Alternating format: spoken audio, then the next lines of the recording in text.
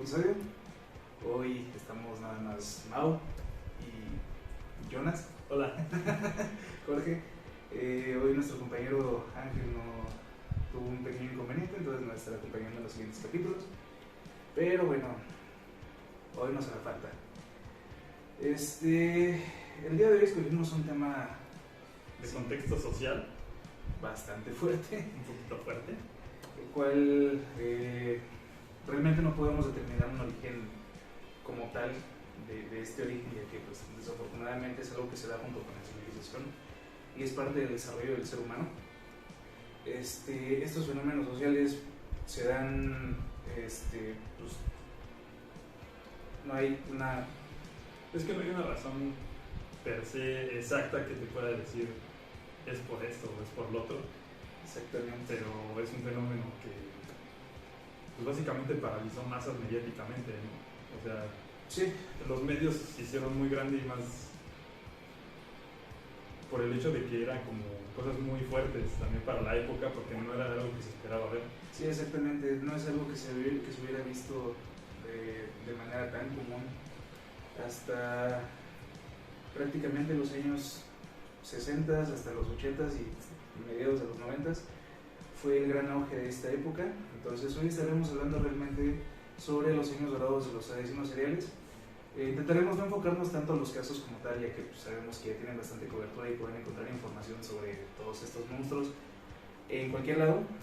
Simplemente intentaremos como dar un poquito más del origen, literalmente del contexto, sobre cómo es que se pueden desarrollar este tipo de monstruos y tratar de identificar un poco como los detonantes que podrían originar a un nuevo asesino serial.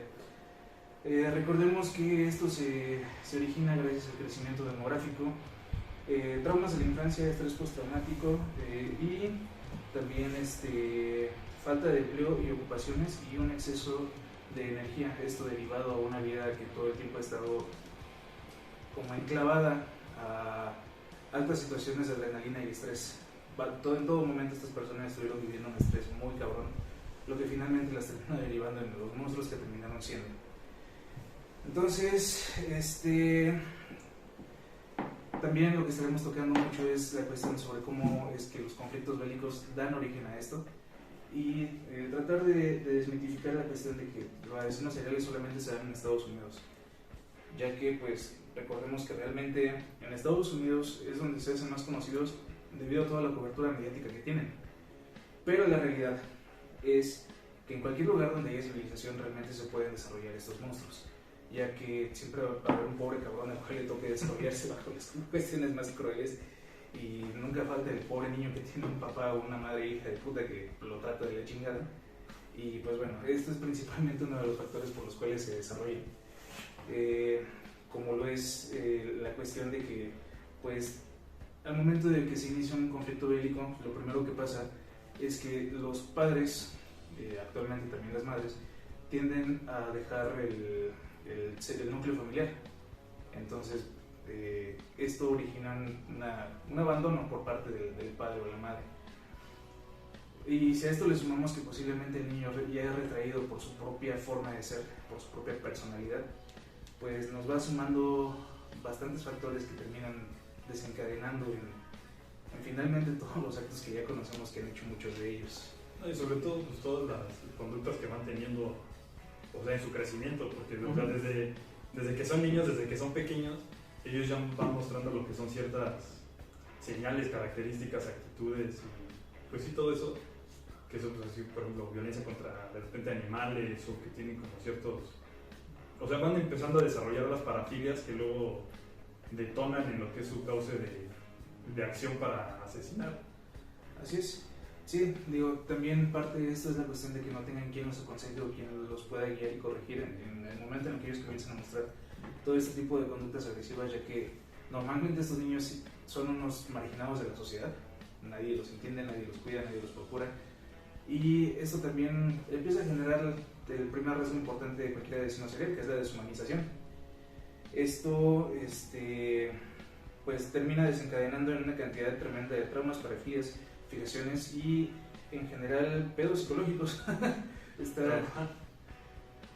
Que bueno, básicamente muchos lo han enfocado también, o sea, ciertas parafilias bueno, no ciertas parafilias, sino que tal cual la parafilia es un placer sexual desencadenado ni siquiera por algo que a lo mejor nosotros como personas normales veríamos como algo sexual normal. Ajá. O sea, no es lo mismo que cause excitación a lo mejor el cuerpo de una mujer desnuda Un cuerpo desmembrado. andar decapitando gatitos, ¿no? Entonces, o sea, son ya de verdad ciertos traumas psicológicos que van generando desde muy temprana edad. Sí, así es. Esto también tiene mucho que ver, de esto ya lo estaremos hablando un poquito más adelante, más a profundidad, pero realmente es como la descomposición en cada una de las etapas, la descomposición de la psique humana en cada una de estas etapas, hasta que finalmente llegan a ser personas que no tienen remordimiento alguno y que realmente no lo demuestran, sino que al contrario, terminan mostrando alguna especie como de añoranza o placer al momento de que les preguntan por sus víctimas. Entonces, eso es lo que vamos a empezar a hablar. Y pues bueno, comencemos. Aunque Estados Unidos fue uno de los primeros países en los cuales se comenzó a estudiar las similitudes entre algunos casos, lo cual de manera automática lo terminaron ligando a un mismo autor. Los asesinos seriales no son un fenómeno específico de este país, ya que mientras existe civilización siempre existirán este tipo de casos, generando así personas que siempre tienden a tener perfiles muy agresivos y tienden a repetir conductas que ellos desafortunadamente sufrieron en las etapas tempranas de su desarrollo. Esto muchas veces lo hacen de manera inintencional, ellos no se dan cuenta realmente de que están haciendo el mal, para ellos es simplemente el mundo en el cual se desarrollaron y es la manera en la cual ellos entienden que se maneja el mundo. Y hay una parte bien importante que hay muchas veces en que parte de sus parafilias, o bueno, es como un poquito de lo que yo sé, incluso a veces llegan a ser accidentes. Sí. O sea, no accidente como algo le pasó a él, sino de que sin querer, no sé, pisé una paloma, no sé. Pero esa sensación de maté algo, o sea, un animal, algo... Un sentimiento de superioridad. Exactamente, y es que a fin de cuentas lo que siempre buscaron este tipo de individuos siempre es la manera de tener el control, porque de alguna manera nunca lo han tenido. Siempre fueron personas como muy controladas, muy buleadas, en el que cuando ellas encuentran un control, en el que encuentran esa superioridad, encuentran también su mismo placer. Sí, también algo que sucede mucho es que estas personas, debido al contexto social, se terminan viendo afectadas principalmente por conflictos bélicos, es lo que descubrimos a lo largo de la investigación, ya que normalmente después de un conflicto bélico o finalizando el conflicto bélico, normalmente una ola de asesinos seriales se desata después de unos 15 a 20 años después de haber finalizado el conflicto. Esto significa que probablemente, o más bien lo más seguro es, debido a la falta de la figura paterna, y si a eso le sumamos la cantidad de bullying que estas personas sufrieron por ser inadaptados, y aparte también le sumamos el hecho de que si tuvieron la suerte de que el familiar pudo regresar y logró, digamos, retomar su vida lo más normal posible, porque pues, todos estamos de acuerdo que después de que te quiebran la cabeza en una guerra no hay manera de ser muy normal. No, o sea, y es que, o sea, sinceramente, pues, siempre se ha dicho, o sea, siempre se genera el estrés postraumático, el estrés posguerra, que, o sea, tú ya no puedes volver a una vida normal. Por ejemplo, la película de, no sé si viste la de Francotirador, con Bradley Cooper. No lo vi. Él está en la guerra en Irak, lo mandan de regreso a su casa, pero él ya no puede vivir normal. O sea, ya cualquier ruido, cualquier cosita lo toma como una amenaza. Entonces, pues sí, o sea, realmente cualquier persona que regrese de una guerra va a regresar siempre con algún tipo de supervivencia, de alerta, de que debe estar así. Y pues te obligan, o sea, en la milicia te obligan a tener acción sobre ese tipo de circunstancias. Sí, al final de cuentas es parte de la educación marcial que reciben, siempre estar alerta y siempre estar atento a lo que podría salir mal. Entonces, si sumamos la cuestión de que muchas veces estos padres regresan con estas ideas de una conducta completamente militar y ser completamente cuadrados y que todo se tiene que hacer a la voz de ya, y nos encontramos con que a lo mejor esta persona ya se encuentra en la etapa de adolescencia, que es una etapa rebelde de por sí, y además de esto te encuentras con que el niño que tú dejaste pues era un... Sí, o sea, lo dejaste niño, lo encuentras con otra etapa, pues, más crecido, ya con otras ideas también. Ya siendo un rebelde. Ya siendo un rebelde completamente. Un pequeño hijo de puta. Un pequeño hijo de puta. Pues a fin de cuentas la adolescencia por la que todos pasamos, no nos entendemos ni nosotros. Sí, entonces lo que termina sucediendo es que probablemente si esta persona era como que el único héroe o la única persona que realmente entendía este pequeño ser que pues lo estamos perfilando como un asesino serial, ahora se vuelve otra figura de abuso, de autoridad. Entonces él simplemente termina rectificando que a final de cuentas no importa lo que él haga, nadie en la sociedad, nadie va a hacer nada por defender a sus víctimas. Entonces ahí es cuando ellos comienzan también a hacer el perfilamiento, gracias a que ellos normalmente buscan algunas facciones que son muy similares a las personas que iniciaron el abuso en ellos, como es el caso, por ejemplo, de John Wayne Gacy. Pero, por ejemplo, con John Wayne Gacy tuvo siempre traumas con su familia, sí, específicamente su papá y su mamá, sobre todo su papá, porque específicamente hablando de John Wayne Gacy, de lo que yo sé es que él lo trataba como si fuera, de hecho hasta le decía, es que tú eres un gay, sí. O sea, él lo trataba como gay, como gay, como gay, al grado de que a lo mejor pues, varias circunstancias lo llevaron incluso a abusar de adolescentes a los que se encontraban en medio del camino. Le decía, súbete, vente, y decía, pues que yo hago magia, y les hacía trucos y los terminaba violando, matando, todo eso, al grado de que literal les aplicaba la de siempre ese dedo sin desaparecido de la sociedad, carnal. Sí. Pero sí, o sea, te das cuenta, por ejemplo, que dices John Wayne Gacy, o sea, era una persona que socialmente era una persona reconocida como una buena persona.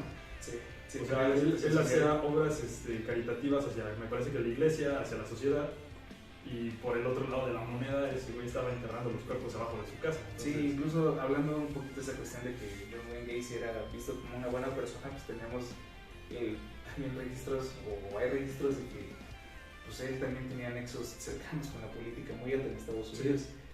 Si no me falla la memoria, tenía ciertas amistades con la esposa de los Kennedy. De los Kennedy.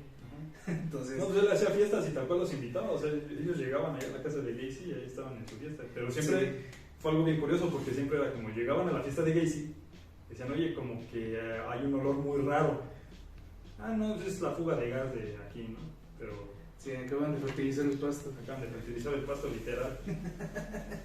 Sí, entonces es algo que siempre pasaba con John Wayne Gacy y también es uno de los rasgos principales de los asesinos seriales. La mayoría de ellos tienden a ser psicópatas o sociópatas, los cuales tienden a presentar una cara muy linda ante la sociedad y son súper adaptables, súper buen pedo, el mejor amigo de todo el mundo, hacen obras caritativas. Es algo que se ha visto representado en muchos lados, pero la realidad es que terminan siendo unos auténticos cabrones y hacen destrozo y medio. También, por ejemplo, una de las razones por las cuales se terminaron congregando tanto de asesinos durante las décadas de los 60s hasta los 80s es porque hubo un momento en el cual los mismos veteranos de guerra, los que ya traían ciertos rasgos de psicopatía, al momento de estar en batalla, ellos podían realizar asesinatos sin mayor problema y al contrario, recibían una recompensa a cambio de matar, porque al final de cuentas, y siendo muy crudos, es a lo que vas a una guerra.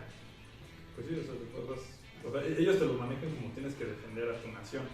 Sí. Pero, o sea, viendo el lado a lo mejor un poquito más violento de esa circunstancia, pues estás acabando con una vida. O sea, sí, estás acabando con una vida y en lo que te... Y es lo mismo que volvemos un poquito a la militarización de la gente. O sea, tú en la milicia no vas a andar siendo un chavo blandito.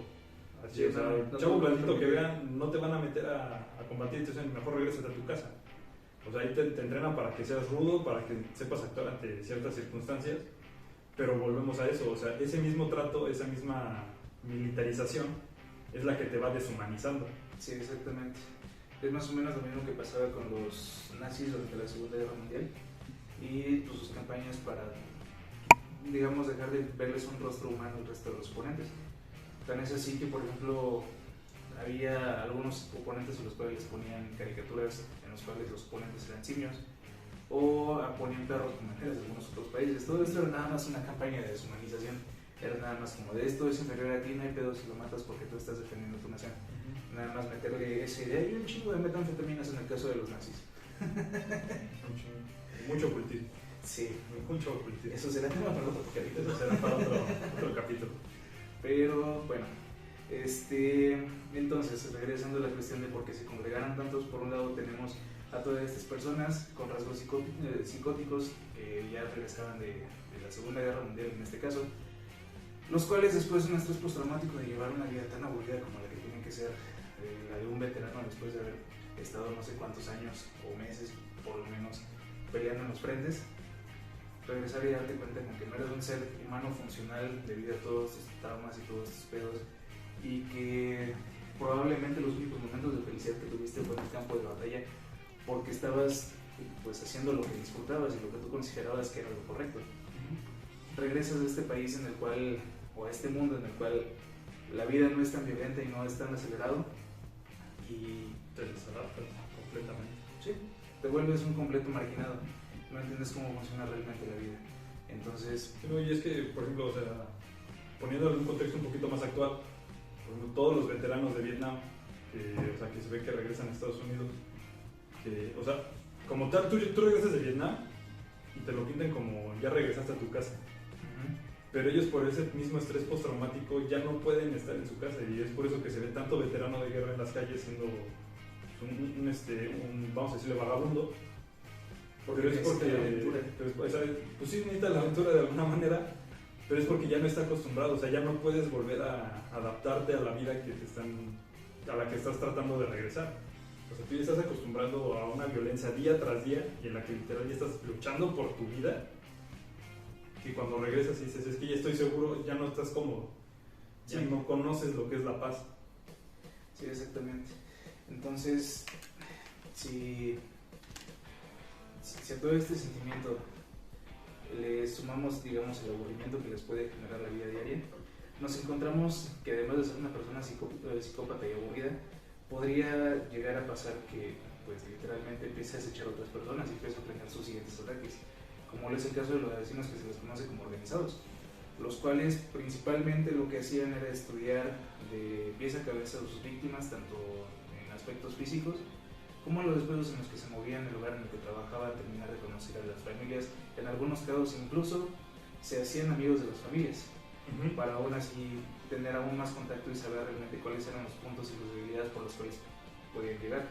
Y en algunos casos, hablando de crecimiento demográfico que afectó también a los asesinos seriales, tenemos el hecho de que durante estas épocas fue cuando hubo un mayor desarrollo de carreteras interestatales en Estados Unidos, lo cual significó que los asesinos podían secuestrar a las víctimas en un lado, matarlas en otro y finalmente enterrarlas en otro, porque eran zonas geográficas que ellos ya tenían bien reconocidas. Y tan es así que hay algunos casos de asesinos seriales, que me parece que es BTK, también alguno de ellos, en los cuales él hubo una etapa de su carrera, digamos, en la cual él secuestraba en un lado, mataba en uno y enterraba en otro, y aún así cuando le preguntaban en dónde era que tenía sus víctimas, él podía referenciar exactamente en dónde estaban, e incluso hay registros por confesiones del mismo en los cuales se dieron cuenta de que realmente BTK regresaba con cierta frecuencia a los lugares en los cuales las había enterrado. Pero esos también, por ejemplo, eso ya eran como las generaciones de las parafilias. Ajá. O sea, en el que él quería, lo que quería era revivir el momento en el que había asesinado a su víctima. Sí. Entonces era así como de, es que esto me produce placer. Entonces, si ahorita a lo mejor no tengo una víctima al alcance, pues regreso donde lo hice, regreso donde está. Ajá. Simplemente para revivir mi momento en el que tuve todo mi poder control, porque al final de cuentas es eso, lo que todos este tipo de personas lo que están buscando es tener ese tipo de poder control sobre otra persona. Exactamente.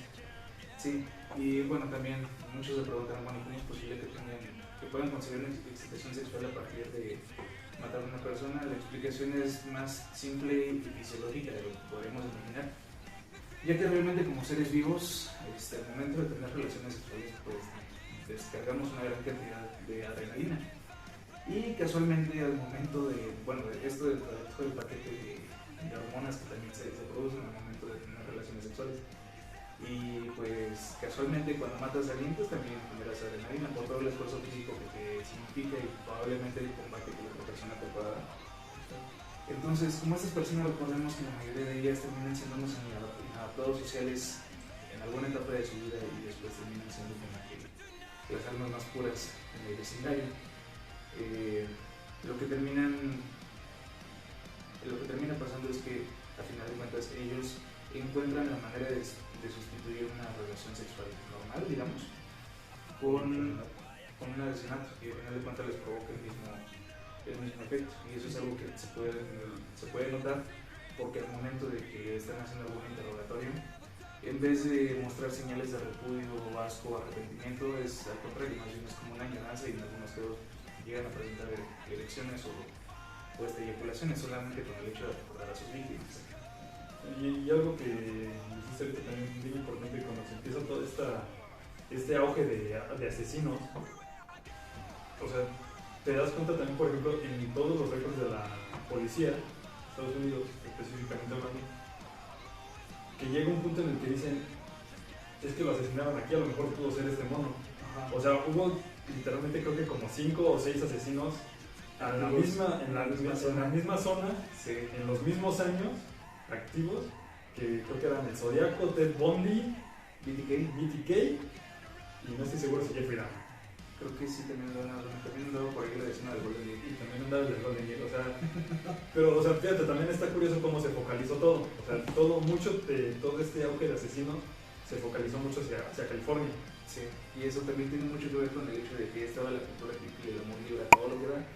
Y normalmente recordemos que los asesinos seriales siempre se enfocan por las víctimas a las cuales no van a tener un rastro o no van a saber cómo es una fácil identificación. Exactamente. Entonces, es por eso que actualmente aún hay casos de asesinos seriales que se enfocan específicamente, por ejemplo, en personas en situación de calle o prostitutas, como es el caso de Jack el Destripador, uno de los primeros asesinos seriales. Y pues bueno, esto era a final de cuentas porque pues, son personas a las cuales, digamos, la sociedad no les importaba. Realmente era eso. Y además de que a la sociedad no les importaba, pues simplemente la policía lo iba a dejar por alto, cuando los Simpsons de comentar es una máquina de escribir invisible. Listo, vámonos. Listo. Ya te puedes ir. Sí. Ay, mañana lo veo, ya me está llamando Juanita.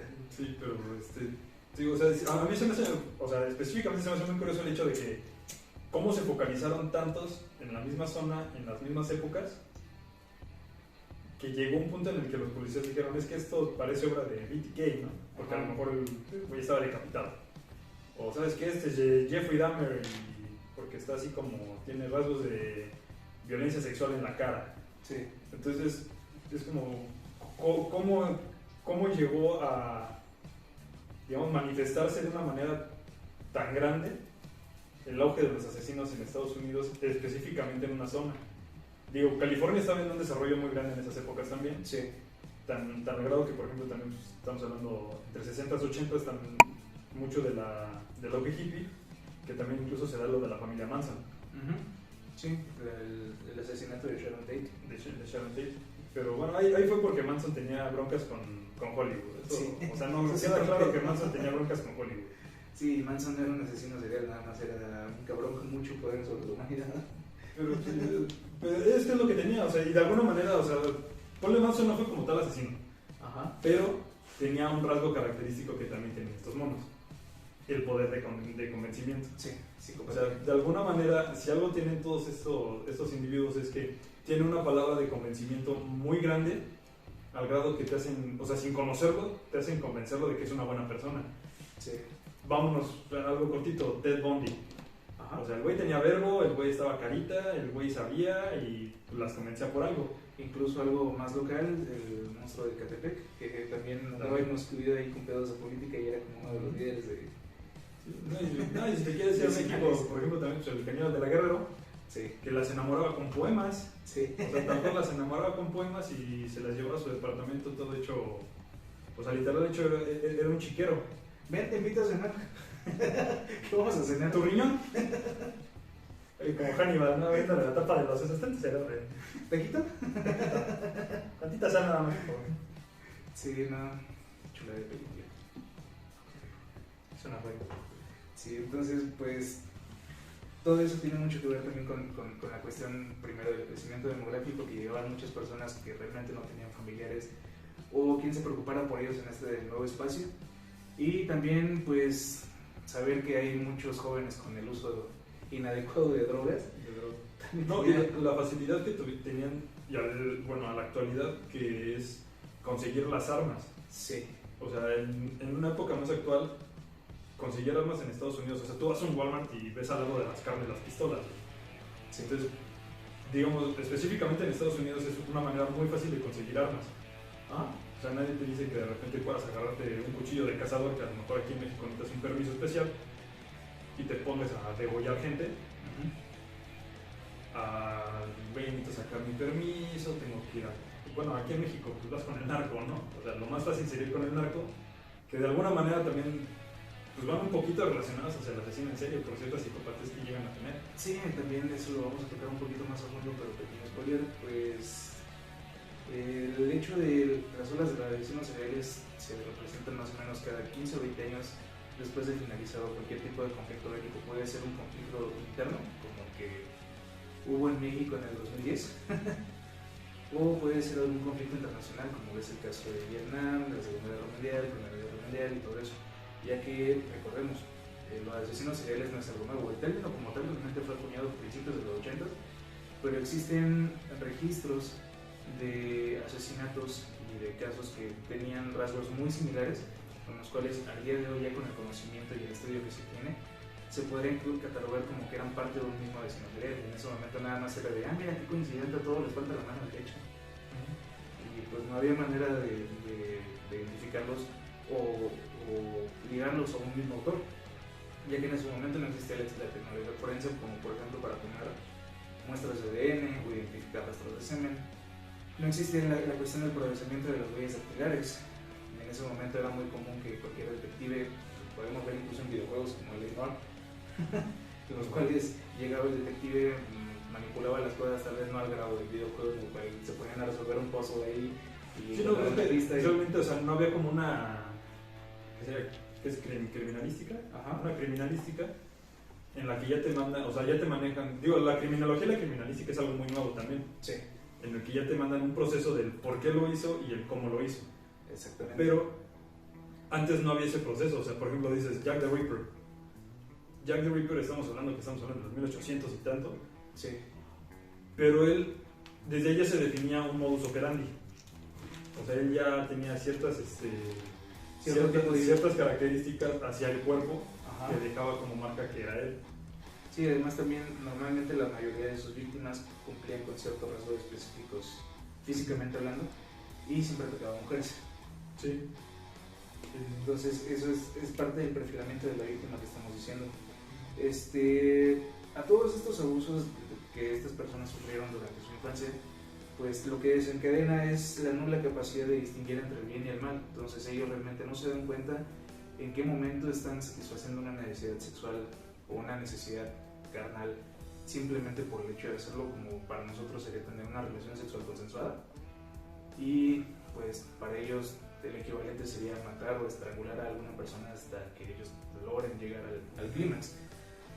Es meramente la tortura.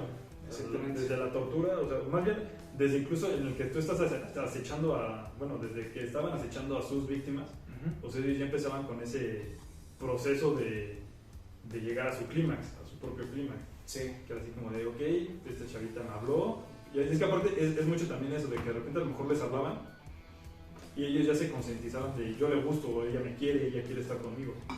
Cuando la realidad es a lo mejor, oye, estoy buscando el Oxxo. Sí. O sea, tal cual. Pues eran cosas muy muy banales. banales. Tienes un encendedor y ya no mames, Me gusté, exacto. Entonces eran cosas muy banales lo que detonaban su excitación de querer repetir sus patrones. Sí. Pero ese también es algo bien curioso porque, por ejemplo, ellos mismos, dentro de todo, de toda su psicopatía y, digamos, a lo mejor inconscientización, ellos sabían qué es lo que les causaba el placer. Entonces, ellos estaban conscientes de esto me dio lo que yo estaba buscando. Entonces lo que buscan es repetir, estarlo haciendo de nuevo. Sí, exactamente, esa es una de las razones. Y también volvemos a lo mismo. Normalmente el tipo de torturas que ellos tienden a aplicar en sus víctimas es un reflejo de torturas que ellos llegaron a sufrir. O intentan llenar algún vacío, como es el caso de Eddie, en el cual realmente no fue un asesino, nada más tuvo un asesinato como tal. Y nada más es un excelente curtidor de pieles. Pero ahí fue realmente todo lo que hizo Eddie fue realmente por una necesidad, una soledad. Una soledad, pero tenía también como mucho la fijación hacia la dependencia de su mamá. Sí, por eso. Tal cual.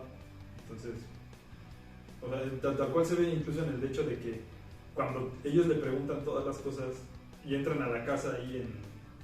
¿Dónde era? ¿En Texas? ¿Sí, en Texas? No me acuerdo. No recuerdo bien dónde era, pero ellos entran a la casa, ven todo el desmadre que tiene de casa de sillones forrados con caras, lámparas con pedazos de pezones, pero entran al cuarto de su mamá y está inmaculado. O sea, y es porque... O sea, y de hecho creo que los investigadores como ustedes se lo preguntaron, oye, ¿por qué no está así? Es que es el cuarto de mi mamá se lo respeta. Ajá. Entonces, o sea, sí te das cuenta de que, ok, o sea, tiene una fijación con su jefa, igual que Jeffrey Dahmer. Sí, también Jeffrey Dahmer. Una situación muy similar, el cual también, cabrón, 30 que ya seguía viviendo con sus papás y al final de cuentas los termina corriendo por todo el desmadre que hacía. Bueno, la madre le termina dejando la jefa. Y al final de cuentas, pues es la única habitación en la cual no hace un desmadre, por la misma situación.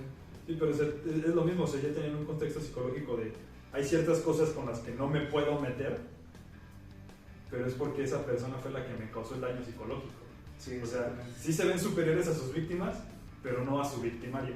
Y también está la otra cara de la moneda, como lo es el caso de, ¿cómo se llama? Tipo de lentes, con bigote muy alto, gordo. Ed Kemper. Ed Kemper, el cual al principio también tenía este miedo como muy cabrón hacia su madre y hacia la figura materna, pero al final de cuentas llega un momento en el cual supera ese trauma y la termina degollando y guarda su cabeza en el nevero. En la nevera un buen rato. Entonces, te va a hacer las bolitas que ataque. Ahí con permiso. Pásame la canción. Ay, era sangre. Era sangre, perdón. Me pasaste la sriracha. Pequitos de moronga. Sí, entonces, pues todo este tipo de cosas es lo que termina haciendo que en Estados Unidos, específicamente en California, haya una gran cantidad de asesinos seriales, ya que también, debido a ser una ciudad nueva, pues es una ciudad que promete, como cualquier ciudad nueva, muchas oportunidades laborales, la oportunidad de conseguir casas a muy bajo precio, la oportunidad de desarrollarte y posiblemente la ilusión de como reiniciar. Y es que algo que tenía California es que también estaba como empezando el auge de Hollywood. Ajá. O sea, se vio con Roman Polanski y Sharon Tate, que eran los que estaban teniendo como el mayor auge en ese momento en cuanto a la filmografía. Sí. Pero también se ven las dos caras de la moneda de lo que es California, porque se ve la división entre lo que es el área rica y el área pobre. Sí. Y otra cosa que también ahorita comentaste muy importante, empezaron las carreteras interestatales. Eso que o sea, digamos que sí tenía un significado de valor para todos estos chavos, estos individuos, que era de que ya les estaban dando la facilidad de moverse con más libertad y haciendo menor tiempo entre ciudades. Exactamente. Y es que, por ejemplo, o sea, ¿cómo se ve que Ted Bundy está, por ejemplo, en ciertas áreas de Boston y de repente baja a Baltimore y de repente está en Washington y de repente... Y así va dejando, o sea, víctimas que dicen, ok, o sea, este güey no está haciendo solo uno, o sea, son varios, es un equipo. Exactamente, cuando en realidad nada más era este güey moviéndose en su bocho amarillo, matando colegialas, pero despistando totalmente a la policía, que, o sea, Ted Bundy de por sí también era un güey estudiado, sí, y era un güey muy, muy inteligente. Sí, al grado de que cuando fueron sus juicios, el primer juicio, él se defendió a sí mismo y ganó. Sí. O sea, ganó. O sea, te hablan de que también, no por ser asesino significa que eres un imbécil. Sí, no, todo lo contrario. Más bien al contrario, significa que tienes una inteligencia bastante grande como para saber cómo moverte, cómo desarrollarte y cómo tratar de salirte con la tuya. Porque de alguna manera ellos están también en el consciente de que ya cuando pasa todo su clímax, entran en la concientización de, verga, hice algo malo. O sea, hice algo con lo que sí me puede... No todos. No todos, sí, no todos, pero vamos a poner, por ejemplo, Ted Bundy. Ajá, así tal cual. O sea, él sí sabía que había hecho algo malo, pero luego desapareció los cuerpos y se movía de ciudad en ciudad. Y aún todavía más claro el caso de Jeffrey Dahmer, el cual se tenía que drogar y tenía que estar alcoholizado hasta el culo para poder realizar todos sus actos. Porque él realmente no se sentía con la capacidad de hacerlo. Y tan es así que incluso en South Park vemos una parodia de Dahmer en la cual después de destripar a una persona el güey le da mucho asco y termina vomitando. Entonces sí, es muy satírico, pero realmente se supone que así era esta persona. Irónicamente a él se le Aflojaba el esfínter. Sí. Le provocaba el prolapso. Él sabía que se provocaba el prolapso. Entonces, sí, regresando a la cuestión de los veteranos, estas personas, después de haber estado en este constante estrés y de haber desarrollado todas estas tácticas militares de cacería, literalmente de estarlos acechando y de estar estudiando toda esta cuestión, también podemos ver algo que es muy característico en sus crímenes, como lo es el hecho de que normalmente ellos eran los más descarnados y los más ojetes al momento de hacer su escena. Podían tener una planificación perfecta de que incluso llegar al punto en el cual no había ningún testigo con respecto a lo que había sucedido al secuestro y al carro, y no había rastro realmente de cómo habían sucedido las situaciones, pero al momento de que lograban encontrar los cuerpos realmente se daban cuenta que pues, era donde había más quedadero, donde podía haber De hecho. más... No, y por ejemplo, a lo mejor el ejemplo más claro de esto podría ser el asesino del Zodiaco. Sí. O sea, el ejemplo más claro de esto es el asesino del Zodiaco, que, o sea, tal cual, al día de hoy nadie sabe quién es, nadie sabe quién fue a lo mejor. Que, o sea, él era cínico. O sea, él era cínico. Sí. Porque incluso mandaba sus cartas a la policía, obviamente con su simbología. Ajá. Que creo que sí tardaron un rato en descubrir más o menos qué símbolo era como cada letra que correspondía. Pero, o sea, sus cartas eran literalmente cínicas en decir: es que ustedes no pueden conmigo, yo soy mejor que ustedes, y Pocas palabras, siempre los pendejeaba, siempre surtiéndose esa superioridad. Pero ahí te habla también de la organización que tenía. Digo, específicamente él, que fue alguien que nunca se supo quién es. O sea, del día de hoy, si te dicen el Zodiaco a lo mejor tiene 95 años, yo te puedo asegurar que ese güey se va a morir o ya se murió o sea, con la satisfacción de nunca supieron quién soy. Nunca me atraparon y me salí con la mía. Y también ahí hay que tomar el hecho de que el Zodiaco creo que nunca utilizó arma de fuego. O sea, también es el hecho de no utilizar medios rastreables. Casualmente, ¿quiénes son los que saben cuáles son los medios rastreables? Militares. Entonces, pues sí, es algo que también podemos ver, que normalmente no utilizan armas a no ser de que sea el último recurso, y normalmente procuran también deshacerse de esa arma. Y no es la típica que vemos en Hollywood de, ay, avienta la pistola al río. Sí, no. De mal consejo de la noche, la mejor manera de deshacerte de un arma probablemente es llevarla a fundir. Porque, o sea, es que básicamente muchos de los errores que ellos cometían, y vamos a decirle, a lo mejor errores inconscientes, era de que ellos, por ejemplo, encontraban una pala, ¿no? Y es con lo que mataban a su víctima, pero en vez de dejarla ahí, se la llevaban. Sí. Entonces era como muchas de las evidencias que encontraban siempre que los lograban agarrar era de, en su cajuela estaba el arma homicida, en su cajuela estaba rastros de la prenda. O sea, siempre tenían ese descuido, o sea, dentro de su cautela, de su ser meticuloso, la cagaban en algo. Sí, al final es con la que y en el Zodiaco no se vio eso. Sí. Dejaba sus características, o sea, sabían que era ese güey por los rasgos de violencia. Que era precisamente lo que dices, dejaban, o sea, tú encontrabas la escena y era un cagadero horrible, pero ese güey siempre sí fue cuidadoso en el hecho de no voy a dejar algo con lo que me puedan culpar. Ajá. También, hablando del caso del Zodiaco, si no me falla la memoria, los primeros casos que se fueron registrados de él fue como por ahí a principios de los 60s. Más o menos, sí. Más o menos también por esa época estuvo BTK. Y a lo que voy con esto es darnos cuenta que realmente estas personas, es muy probable, en el caso de BTK, que fue veterano de la Segunda Guerra Mundial. La mayoría de estos asesinos, digamos, es como la primera oleada. La segunda oleada normalmente tienden a ser hijos de veteranos, los cuales tenían este tipo de educación marcial muy estricta, muy rigurosa, en la cual si no hacías tu parte del trabajo en equipo, pues no estaba haciendo ni madre. Y de nuevo, debido a esta gran violencia que los veteranos vivieron en la guerra, pues para ellos era muy normal amenazarlos con golpearlos, o simplemente golpearlos y amenazarlos con matarlos. Entonces, lo que hacían al momento de recibir este tipo de represalias es como comprender que esa es la manera en la cual se maneja el mundo, y es con lo que ellos terminaron haciendo. Ahí está el hecho de que durante los 70s se podría decir que prácticamente la siguiente ola de asesinos seriales durante los 70s fue gracias a los hijos de los veteranos de la Segunda Guerra Mundial, los cuales para ese momento pues, ya empezaban a ser adultos jóvenes con la capacidad para hacer todo ese tipo de mamadas. Y por último, Y, por ejemplo, también algo como bien importante que, o sea, algo muy característico de muchos de los asesinos en series es esto que es la llamada tríada de McDonald's. Sí. Que ya sea un accidente, una circunstancia o algún golpe, específicamente en la cabeza, eran también los que eran detonantes para que tuvieran las conductas sociópatas hacia lo que era el asesinato.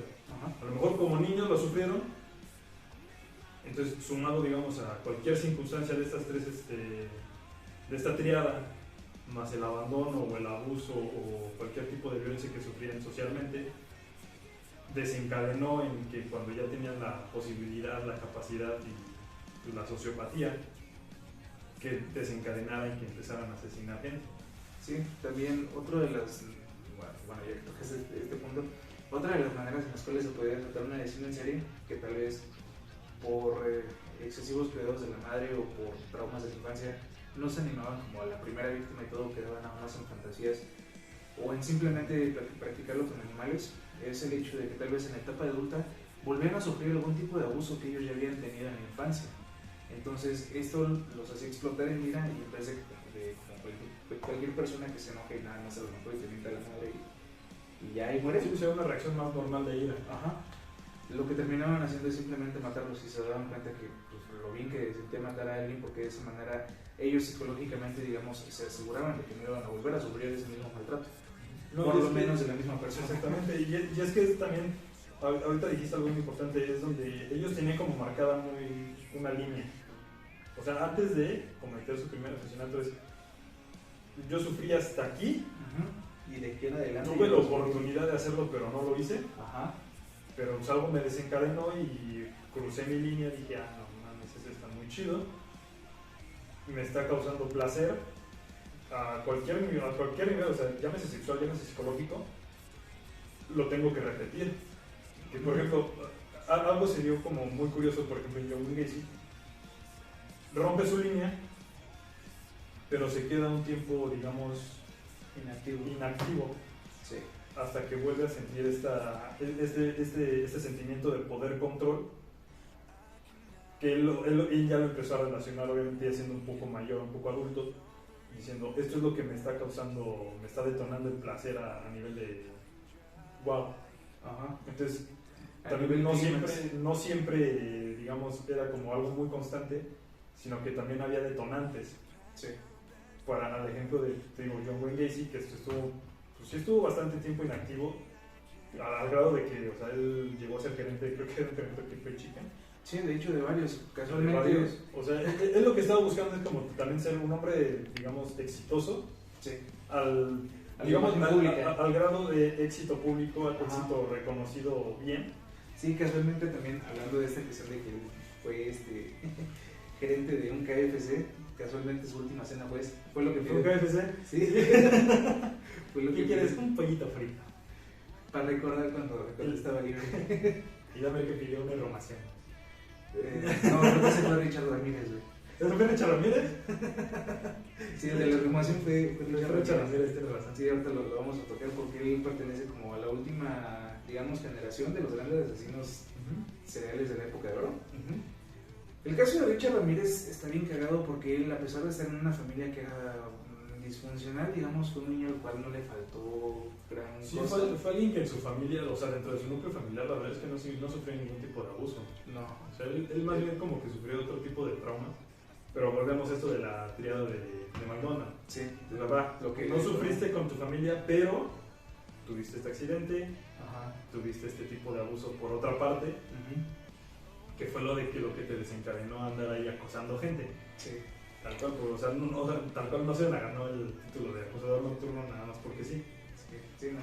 O sea, y tal cual, o sea, si pueden ver la serie de Netflix de Night Stalker, la verdad está muy muy buena porque no te toca el hecho de Richard Ramírez asesino, sino sus conductas. Okay. Entonces, la verdad sí está muy bueno, sí la recomiendo. Pero sí, este tipo de asesinos es muy curioso porque hay veces en que a lo mejor tu abuso no fue desde casa. Sí, no, puede ser cualquier otro. A lo mejor estás en un columpio, te caíste y te dio el columpio en la cabeza. Y que detonó ese pedo. Sí, eso es muy cierto. Y bueno, a final de cuentas, Richard Ramírez también fue uno de los asesinos más fresas porque él realmente lo terminaba haciendo nada más pegándoles un tiro a sus víctimas y salió ahí. Pero él, el momento en el cual comenzó como que a familiarizarse tanto con la violencia y lo hizo como tan común, fue gracias a uno de sus familiares que fue un veterano de Vietnam, en el cual casualmente tenía una caja secreta con material en el cual pues, había material muy gráfico sobre violaciones y torturas. Vamos a decirle material snuff. Sí, en pocas palabras. Material snuff. Una caja con Polaroids como la que muchos a lo mejor tienen abajo de sus Sus gavetas. Red flag si la tienen, ¿eh? Sí. Entonces, sí, la neta sí, está bien cabrón. Entonces a partir de ese momento es que Richard empieza a ver la violencia como algo muy común y pues también parte de la adolescencia fue como de, esto es algo completamente diferente a lo que la sociedad ve bien. No, y normalizarlo, o sea, porque de alguna manera lo normalizan. Sí. O sea, sus actitudes y sus constantes hazañas son algo normalizado para ellos, o sea, es algo de... Pues es como un martes cualquiera, ¿no? Sí. Entonces, y el hecho del por qué terminó escogiendo un arma de fuego como su arma homicida de preferencia es por el hecho de que a él le tocó ver literalmente el asesinato de otros de sus familiares por otro de sus familiares. Me parece que era un tío matando a una tía. Un tío matando a una tía. Pero y es que eso te digo, o sea, a lo mejor per se en su familia no sufrió violencia hacia él, pero vivió la violencia dentro de su familia. Exactamente. Sí, entonces ahí podemos ver una nueva ola de asesinos seriales, si se le puede decir así, un poquito más light.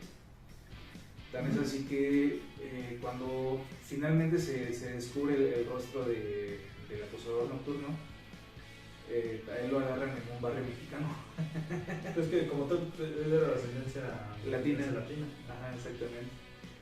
Entonces, no, y vamos a esta otra, digamos, debacle, ¿no? En el que se conoce mucho de los asesinos de Estados Unidos, pero no se habla de tanto de los latinoamericanos.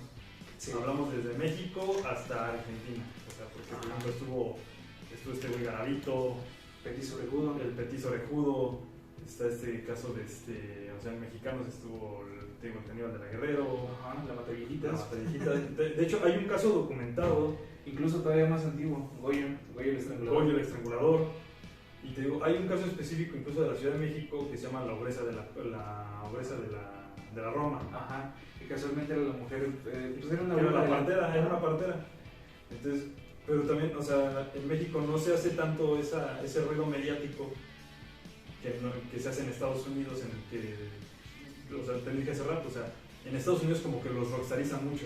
Sí. Nos hacen rockstars de, es que Ted Bundy, que es Richard Ramírez, que quién sabe, y O sea, vamos a poner en contexto, a lo mejor Ted Bundy mató quién sabe cuántas monas. Ajá. La Mataviejitas mató a tal vez 85 ancianos.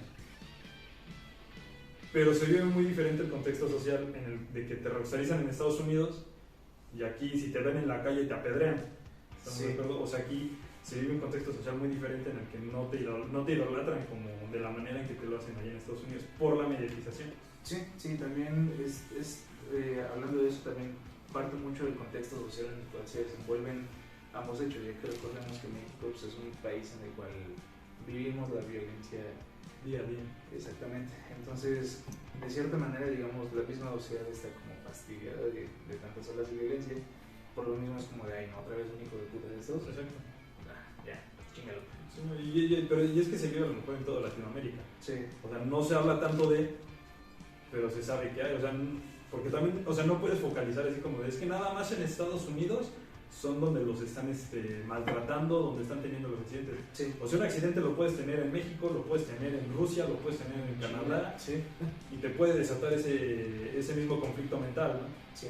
Pero no le dan el hecho, o sea, el contexto de los medios en el que le hacen tanto ruido a un asesino. Es así como de, atraparon a tal persona que hizo tal cosa y ya está en el Santa Marta capítulo. Sí. Y también ahí creo que tiene mucho que ver el hecho de que En general en Latinoamérica tal vez, no, bueno, hablando más específicamente de México, no existe como un cuerpo que esté 100% enfocado nada más a la cuestión de homicidios. Sí, no. Simplemente es, otro muertito, mételo a la investigación. Sí, no, o sea, va la CEMEFO, recoge el cuerpo, investigación de qué le pasó y vamos. Necropsia de rigor y va, fosa común, o en el caso, por ejemplo, me acabo de entrar aquí en Querétaro, que es donde grabamos, las víctimas de crímenes violentos, o atropellados o accidentes dentro de las carreteras se tienen que sepultar por ley local, pues, 6 años en el Panteón Municipal de Querétaro. ¿Poco? Sí, es lo que tienen que hacer, porque a partir de eso ellos tienen, o sea, te hacen firmar una cláusula de sí, te damos el espacio para que le puedas dar cristiana sepultura y lo que tú quieras, pero al mismo tiempo nos das el poder para nosotros poder exhumar el cuerpo, poder aplicar una necropsia para poder continuar la investigación y poder determinar a si es culpable, en dado caso de que no se haya logrado en la primera instancia. Ok, o sea, vamos a ponerlo como un ejemplo, matan a un brother, quien sea. Casablanca, va. Llámese Casablanca, en Bolaños. Sí. O sea, el gobierno te dice, ¿sabes qué? Necesitamos más tener poder del cuerpo ciertos tiempos, porque a lo mejor si aparece otro güey con los mismos signos de violencia, o sea, a lo mejor podemos identificar que es este mismo cabrón. O en general, a lo mejor es nada más de, ok, lo mataron, no sabemos quién lo mató, pero encontramos, todavía estaba el proyectil dentro del cuerpo. Okay. Entonces vamos a hacer estudios de balística, pero necesitamos tenerlo almacenado en algún lado.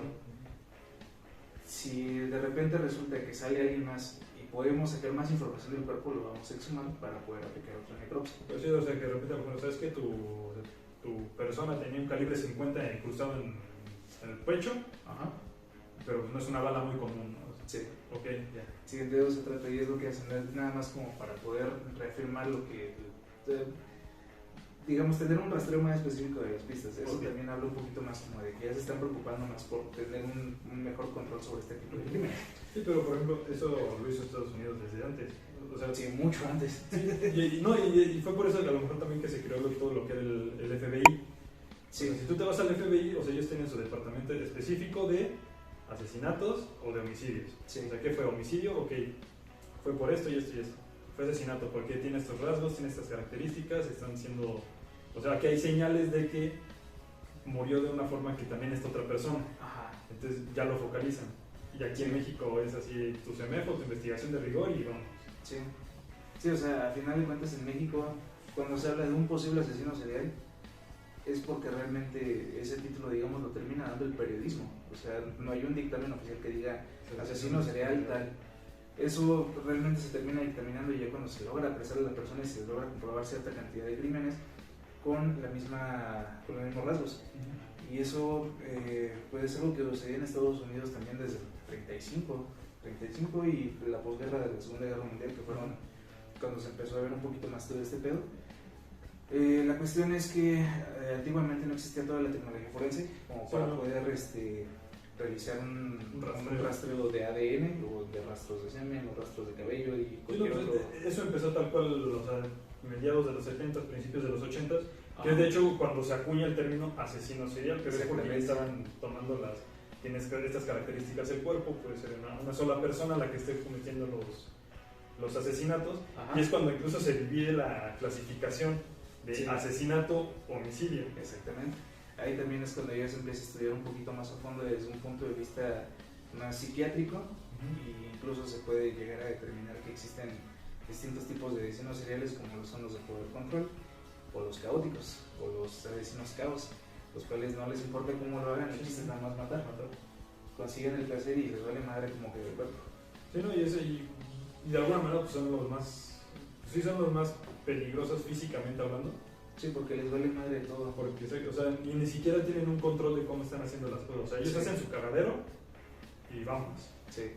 Y los asesinos que son así como más poder control ya tienen tal cual el término modus operandi, en el que primero pues, tratan de convencer a la persona, vente, soy buena persona, y pues terminan torturándote, matándote y incluso generándote ¿cómo se llama este trastorno? ¿Trastorno de Estocolmo? ¿El trastorno de Estocolmo? ¿Sí es Estocolmo? ¿Sí es Estocolmo? ¿Producción es Estocolmo? ¿Donde generas una dependencia hacia tu agresor? Me parece que sí es Estocolmo. De hecho, hay una película que se llama Las cintas de Poughkeepsie, en el que te habla precisamente de lo que es el síndrome de Estocolmo. Síndrome de Estocolmo. Síndrome de Estocolmo, en el que libera, o sea, este chavo nunca se le ve la cara porque tiene una máscara de lo que usaban los doctores en la peste negra. Sí.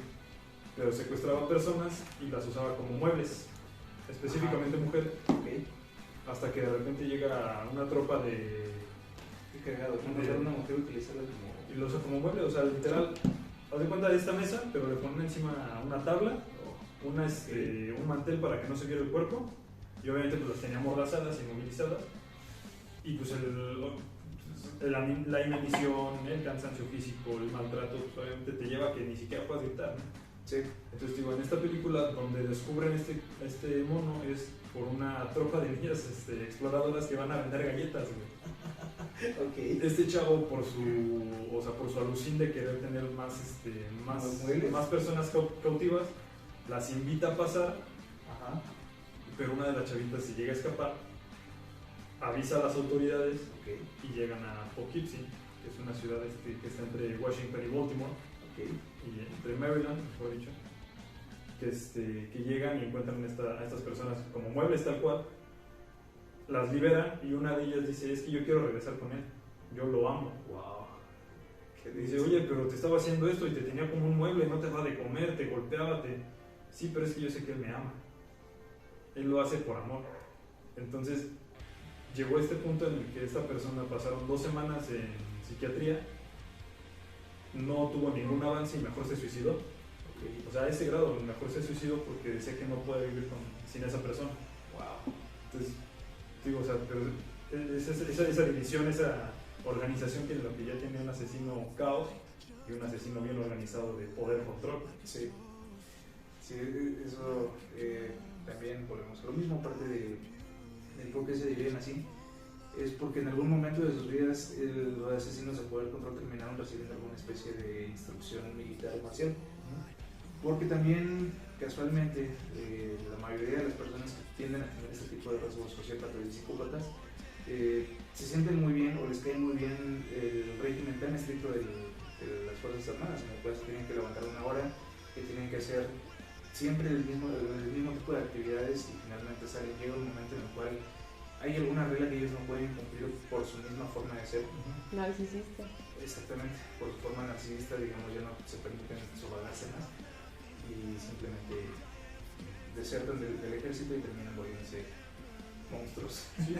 No, y es que es eso, o sea, te deshumaniza. El ejército es muy sabido de todos, te deshumaniza. Sí. Porque desde el hecho que tú ya estás teniendo, o sea, te están diciendo es que tú estás acabando con una vida. Tú como una persona normal, si matas a alguien, lo primero que entra es, verga, la cagué. Sí. O sea, ¿qué consecuencias va a haber hacia mí? Sí, pero la militarización lo que te hace es que, güey, es que tienes que matarlo. Ten en cuenta que es tu chamba. Ten en cuenta que no va a haber una consecuencia legal hacia ti. Ajá. Pero es tu chamba, o sea, te lo estamos pidiendo por tu nación. Y ahí te lo están, o sea, ya te lo están justificando. No está bien, no voy a decir que está bien, tampoco voy a justificar la violencia.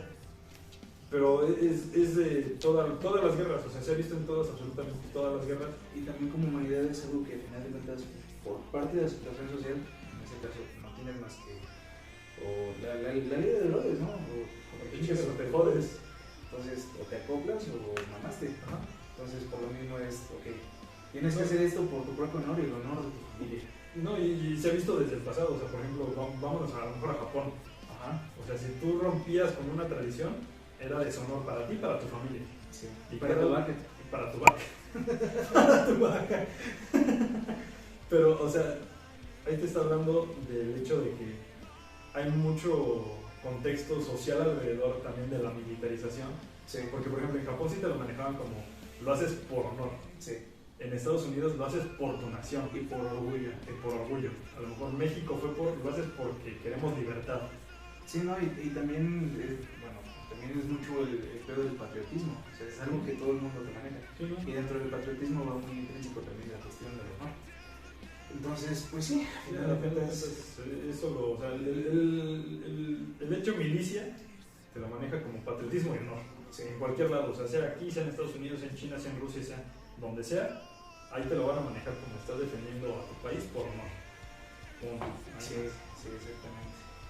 Y pues, al final de cuentas, Esos son algunos de los factores que terminaron creando y contribuyendo a toda la ola de asesinos seriales y el por qué se pudieron congregar de esa manera y el por qué en Estados Unidos son los casos más conocidos, aunque hay casos que son muy famosos en Italia, en Francia, prácticamente en todo el mundo tenemos casos.